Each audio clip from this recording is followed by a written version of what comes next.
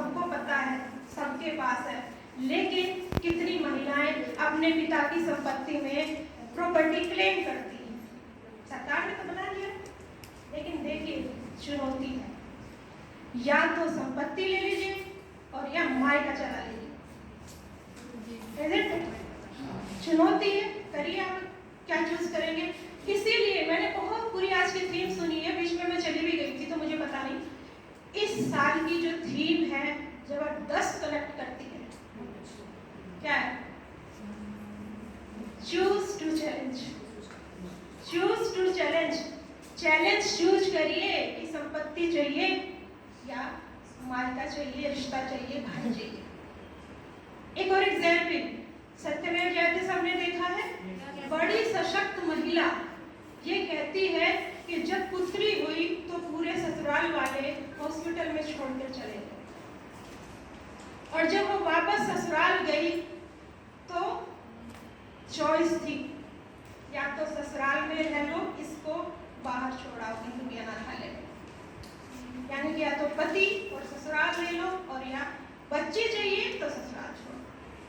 तो वो इसीलिए सत्यमेव जयते में आई थी क्योंकि उसने चूज की थी अपनी बच्ची, उसने चॉइस किया था उस बच्ची को। तो मैं उन ऐसे लोगों को, ऐसी महिलाओं को सलाम करती हूँ जो छोटी छोटी अपने स्टेप से लेकिन बड़ी चुनौतियां एक्सेप्ट करती हैं।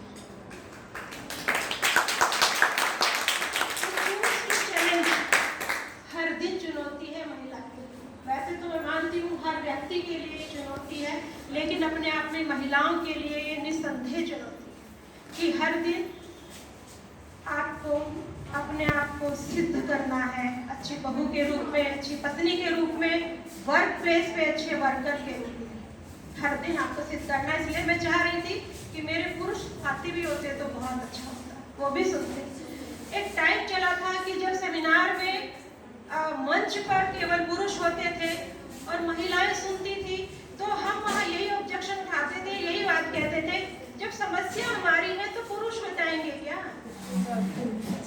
और वो बताते थे अपने उसने फिर एक दूसरा वेव चला कि चलो कुछ महिलाएं भी लाए थे, कुछ पुरुष होंगे, कुछ महिलाएं होंगी। अब इस तरह की वो है कि महिलाओं को बुलाओ कि जिससे मैसेज अच्छा जाए कि वो किसी सशक्त हो रही है, लेकिन मेरा अपना ये मानना है दोनों का होना जरूरी है। मैं आज अगर यहाँ हूँ तो मेरी माँ का जितना रोल है उतना ही मेरे फादर का है, क्योंकि वो जो जिद थी पढ़ाने की वो मेरे फादर, जो सोसाइटी का प्रेशर झेला वो मेरे फादर ने झेला, मेरी मदर शायद नहीं झेल पाती। तो मुझे ये लगता है, और मैंने एक बार यूजीसी को प्रोजेक्ट भी लिखा था, हालांकि काम फिर दूसरे प्रोजेक्ट पे किया, role of man in empowerment of women. चाहे जेंडर इक्विटी है, चाहे जेंडर इक्वेलिटी है, लेकिन जो पुरुष है उनका रोल अपने आप में महत्वपूर्ण है। तो यहाँ से ये बात शुरू होती है। अब जो अगर आज हम ये दिन सेलिब्रेट कर रहे हैं तो इसकी हिस्ट्री में जाना थोड़ा सा जरूरी है, थोड़ा सा उन लोगों को, उन महिलाओं को शत शत नमन करना जरूरी है कि जिनके लंबे प्रयासों के बावजूद आज हम यहाँ हैं। लेकिन इसमें किसी एक महिला का यही एक ऐसा दिवस होगा शायद जो किसी पर्टिकुलर महिला के नाम पे नहीं है, ये एक लंबा अभियान है और बहुत सारे संघर्षों का नाम आता है। जब हम हिस्ट्री में जाते हैं उसमें सबसे पहले आता है 1611 में अमेरिका के मैसाचुसेट्स राज्य में महिलाओं को वोट देने का अधिकार दिया गया, लेकिन कुछ सालों के बाद वापस ले लिया गया।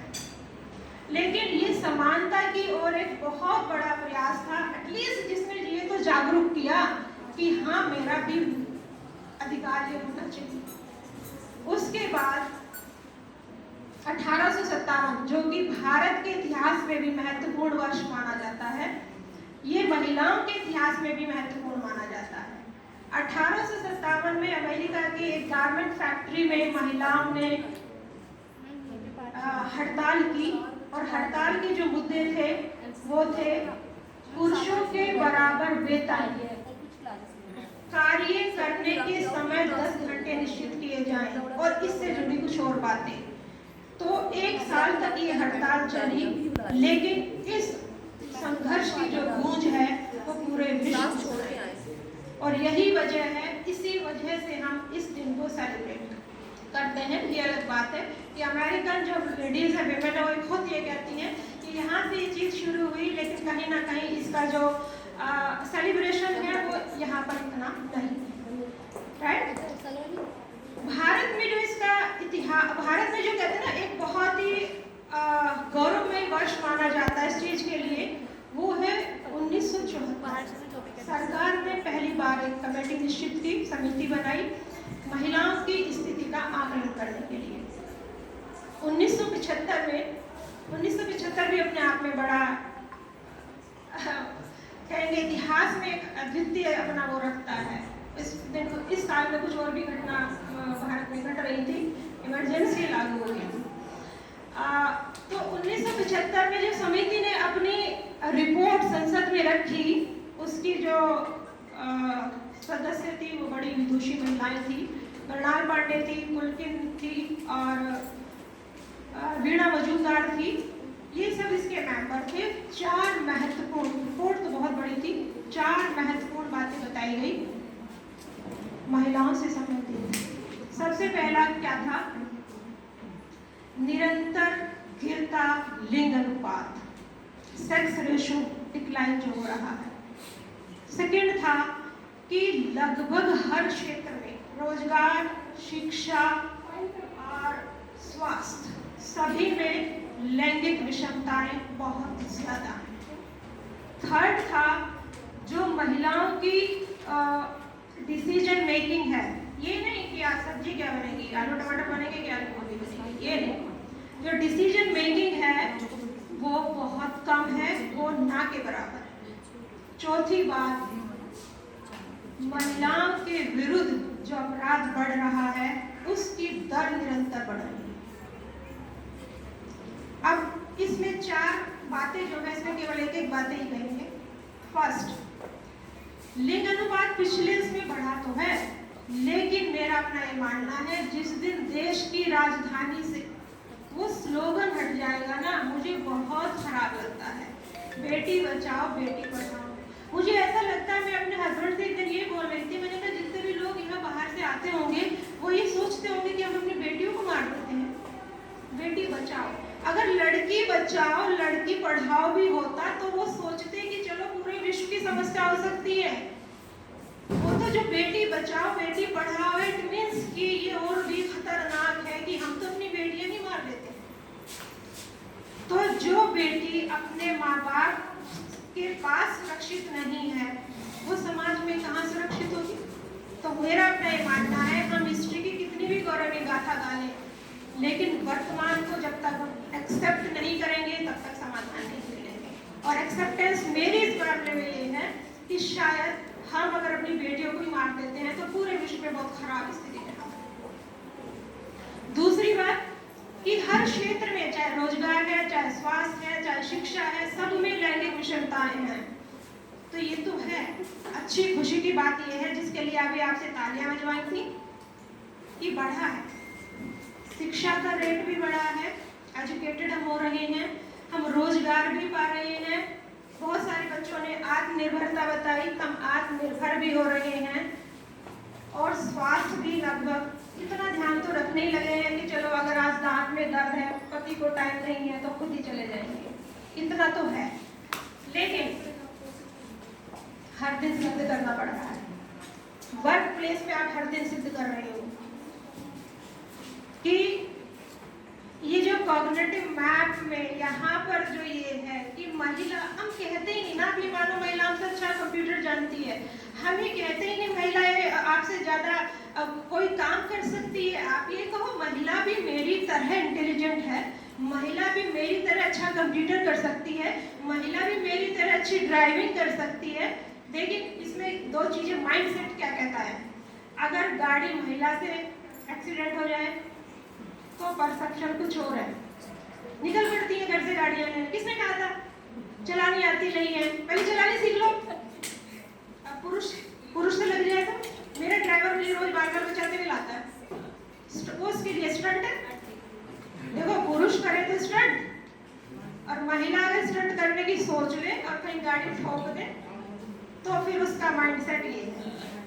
तो ये सारी जो चीजें हैं ना, ये कहीं ना कहीं पुरुषों के माइंडसेट में तो कैट विलेट, सिमोन डी ब्यूवर का तो बुक बहुत कोट होता है, बहुत अच्छा टेक्स्ट उनका माना जाता है। लेकिन कैट विलेट पहली महिला थी जिन्होंने सेक्सुअल पॉलिटिक्स बुक लिखी है, और जिसमें ये कहती है कि जो हम कहते हैं ना, कि मैं भी कहती हूँ ये मुझे जो बैंक के काम है, ये यहाँ से निकालना है, ये यहाँ डालना है, ये क्या कहाँ पैसा सेव होगा कैसे, ये मुझे बहुत खराब लगता है, मेरा कोई इंटरेस्ट नहीं है, कोई और देखे। तो ऐसा नहीं है, ये सोशलाइजेशन का प्रोसेस है जिसमें आपको निष्क्रिय किया जाता है। वो यही कहती है कि ये सोशलाइजेशन का प्रोसेस है, प्रक्रिया है जिसमें आपको निष्क्रिय किया जाता है और पुरुषों को सिखाया जाता है, और फिर हम उसको, जो बच्चे ने बोला ना, फिर हम उसको एक्सेप्ट कर लेते हैं, मेरा तो इंटरेस्ट ही नहीं है इसमें, है ना। तो वो जो एक्सेप्टेंस है, वो जो एक्सेप्टेंस है हर चीज के लिए, बहुत बार मैं कोट करती हूँ, तो नेशनल फैमिली हेल्थ सर्वे का 4th फेज भी आ गई है। 3rd फेज में महिलाएं जस्टिफाई करती हैं अगर हस्बैंड उनको खराब खाना बनाने के लिए पीटते हैं, खराब खाना अगर बना है और वो पीट रही हैं, तो दे आर हैप्पी कि कुछ बुरा नहीं है, खाना बुरा बनाता इसलिए पीटा। सोचो कॉग्निटिव मैप क्या कहता है, इतना डीप रूटेड ये हमारे कल्चर। तो तीसरी बात तो ये होगी, आप खुश होइए, हम अच्छी एजुकेशन ले रहे हैं, हम अच्छे रोजगार में हैं, हम, लेकिन चाहे वो टीएम है, चाहे वो सीएम है, चाहे वो पीएम है, मेरा अपना ये मानना है कि हर दिन उनको पुरुषों के कंपैरिजन में अपने आप को ज्यादा सिद्ध करना पड़ता है कि मैं भी ये काम अच्छे से कर सकती हूँ।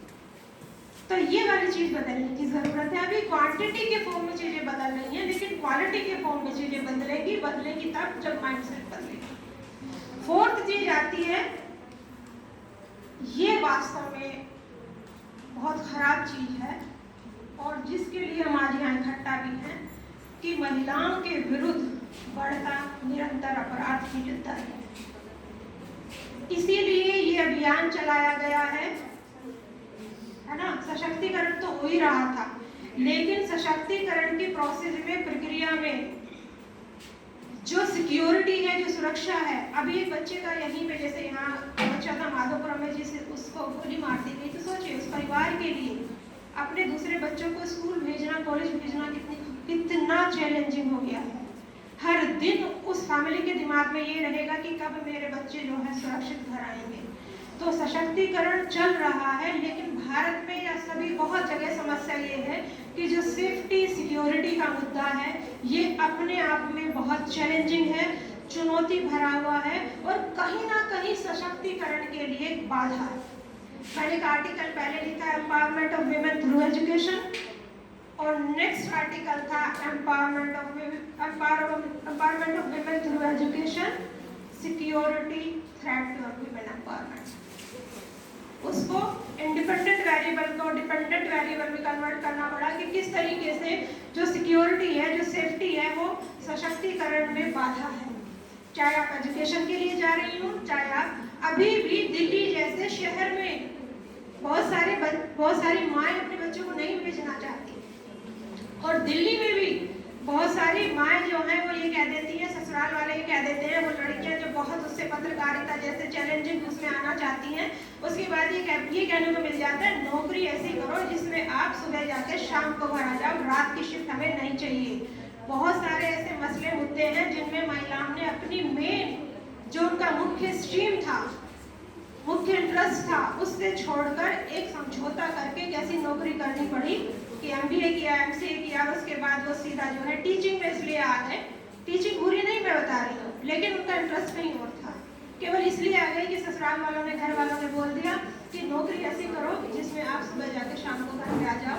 और वो कहती है कि रात में अगर कोई कर भी रहा है तो 4 दरवाजे जब खुलते हैं, जब आप रात की शिफ्ट करके अपने घर जाते हो, आपके अपने घर वालों को दिक्कत नहीं है, लेकिन जो 4 खिड़कियां और 4 दरवाजे खुलते हैं, वो अपने आप में इतने प्रश्न आप पर दागते हैं कि आपकी जो पूरी एनर्जी है, पूरी आपने वो जो सोच रहा है उसे भी सोचिए, वो क्या सोच रहा होगा उसे भी सोचिए, और फिर उसके लिए आपका आंसर क्या होगा। आप इसी पूरे मैनिपुलेशन में अपनी जिंदगी निकालिए। तो इसीलिए, क्योंकि महिला सशक्तिकरण अपने आप में निरंतर प्रोसीजर, प्रक्रिया है, सभी समाजों में चल रही है। सरकार हमारी निरंतर बहुत सारी स्कीम, बहुत सारी योजनाएं चला रही है महिलाओं को सशक्त करने के लिए, लेकिन सिक्योरिटी सेफ्टी अभी भी ऐसा बड़ा मुद्दा है जिसने सशक्तिकरण को चुनौती दी है।